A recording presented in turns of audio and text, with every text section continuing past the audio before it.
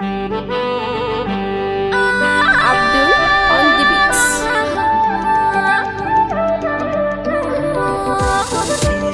Matakin nasara ke ce kika sai ta hankalina.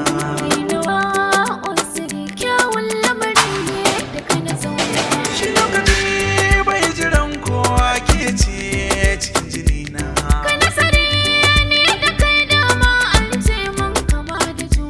Zuciya ta yi nisa kisan da ke ce nake.